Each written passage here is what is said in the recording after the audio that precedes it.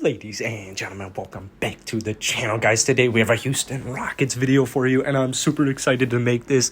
Now, a ton of reports came out yesterday basically saying that, first off, the first thing that dropped yesterday was that first off, why is Kendrick Perkins doing interviews about the Houston Rockets on Sunday morning, or on 4th of July morning? But neither here nor there.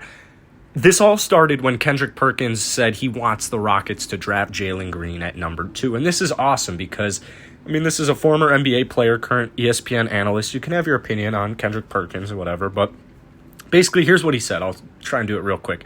I just want the Rockets to build from the ground up. I think they have a young star in KPJ. I think they have to draft well. Thank God they got a top 3 pick. I think Jalen Green is the guy for them, in my opinion. Him and KPJ growing together will bring a bright future for the Houston Rockets. And look, they have picks all the way to 2099, right? For what they got back for James Harden and Victor Oladipo, all the moves they made. Now it's on the front office to make sure that they actually do their job and draft well. Now, you got the highlights playing on the screen. 6'6" guard. Jalen Green averaged 18 points last season, 46.1 from the field, 36.5 from deep, 4.1 rebounds, 2.8 assists. Now, this was in the G League bubble, right? So they only played about 15 games. Jalen Green, I think, actually played 15 games. And he's only 19 years old.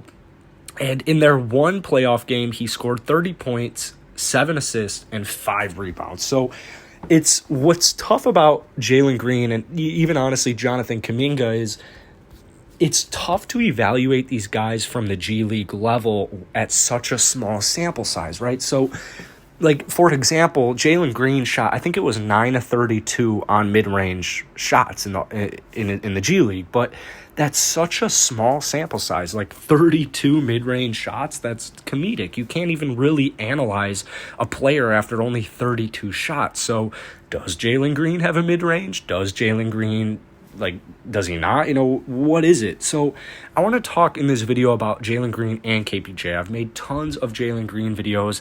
I've made tons of videos on why I think he's going to be a superstar. I've made videos on most of the players in the draft at the top 4. I'm going to start getting into, now that we're 2-3 weeks away from the actual draft, I'm going to start getting into a bunch more players in case they were to actually trade up with the 23 and 24th pick, or if they were to just pick at 23 and 24. So KPJ and Jalen Green, how would it match up? I think it would match up perfectly.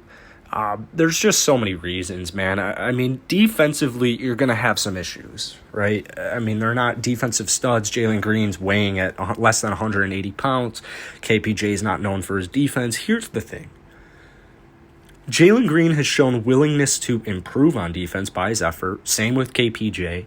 And so Jalen Green's a little different because he's 19 years old. He's barely really played much ball at this level. So it's going to take him a little bit, right? It's going to take him a little bit. He might come into the Rockets and score 20 points per game, but there are going to be a bunch of headaches. There are going to be, especially in the pick and roll game, I think the clips actually will start showing here at the end. Jalen Green in the pick and roll game is horrible. And I mean that on the defensive end. Not a good pick and roll player on the defensive end. And he also has some issues with just straight up lateral quickness. So he's going to have to improve various aspects of his defensive game. There's clips of him just getting absolutely burned after a first step, and it's like, oh, okay. So if Jalen Green comes out next year weighing more than he weighs right now, a little bit quicker, a little bit better on defense, I don't think Jalen Green and KPJ defensively are going to pose that many issues, because that's the hope for me, is that Jayshawn Tate can develop into an all-star defender, right? That kind of Kawhi Leonard-esque, where it's like you come into the league mainly for your defense, and then your team develops your offense, and you develop your offense in the offseason, et cetera, et cetera. So if Jayshawn Tate can develop, because Jayshawn Tate already, he played 4 years of college ball at the center position, and then he played 2 years overseas, not at the center position. And this season, something I liked about the Rockets just in general was that they forced Jayshawn Tate on a lot of stars. They forced a lot of these players, a lot of these young players to guard guys they are not comfortable with.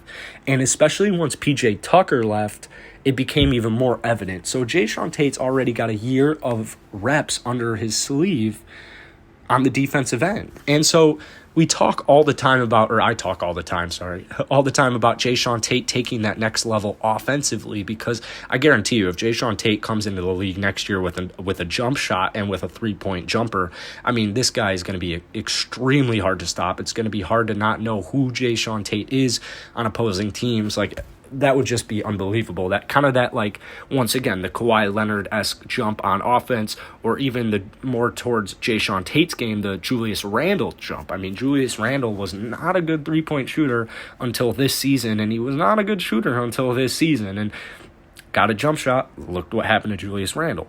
Became an absolute stud. Not even to mention his accolades. So if Jayshawn Tate can develop defensively into a superstar stud, this isn't an issue. Christian Wood's shown willingness to improve on the defensive end as well. And whoever they put in at the 4, whoever they put in at the 5, depending on what Christian Wood decide to play Christian Wood at, defensively, the KPJ and Jalen Green duo does not worry me as much as it did in the past, because they're so young. Like, they are literally just so young. I'm sure both of their aged combines are lower than the oldest player in the NBA. Don't quote me on that, but these kids are so young, and Jalen Green's effort on the defensive end, I mean, this guy averaged a steal and a half in the G League. And this guy was not known at all for his ability to steal. A steal and a half per game, like, who wouldn't take that? So offensively, it's almost unfair, because Jalen Green is a good player, but he's not a 1. He's not a pure point guard. And so if KPJ can actually develop as he has shown what they wanted to do in the G League with him, and then what they did for him once he got brought up to the NBA, is if KPJ can actually command and control an offense, be that leader at that 1 spot. And the good news is, guys, is he has a whole nother year at least to get this under his sleeve, right?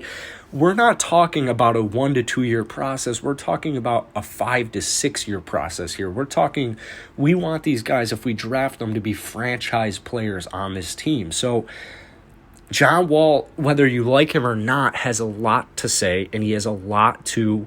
Like, KPJ and Jalen Green can learn so much from not only John Wall, but DJ Augustine, all these old veterans on the team, but especially at the guard spot. So you get another year of mentorship under John Wall. And KPJ, to me, just like Jalen Green, they both have that killer instinct. They don't shy away from big moments. That's why they play the game, is for these big moments, because they are meant and they are built for these types of moments. It's not like the scared NBA players in the finals who don't want the ball. They're pass. I'm not ready for this. You guys just gave me a nice salary, gave me a nice paycheck, and I'm just kind of going through the motions. That's not who KPJ, and that's definitely not what Jalen Green is about. So both of those two players, I'm not even worried if they get paid, because I know in their heads they're not in the league to get paid. They're in the league to do great things, to be in the spotlight, and to hit that last second shot, or make that last second pass, make that last second steal to lead away to a block, or a dunk, sorry. That's what is so intriguing to me about KPJ and Jalen Green, is just their mental side.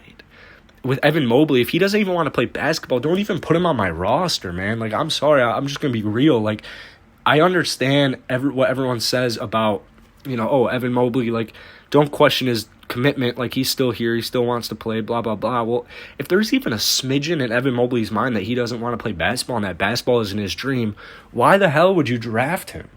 If you have the opportunity to draft Jalen Green, this guy who loves these moments, loves this opportunity, loves the game, loves all of it included, loves the process, get Evan Mobley out of my brain, man. So I'm not trying to diss Evan Mobley. I'm sorry, Evan Mobley. Jalen Green's the answer, man. Jalen Green is the answer for the Houston Rockets, in my opinion. But with that being said, if they were to draft Evan Mobley, no complaints for me. No complaints for me. So, anyways, guys, that's going to be it for today. If you enjoyed it, hit the like button, hit that sub button. Really appreciate it. We'll be back here. We'll be back here tomorrow with more Rockets content. Peace.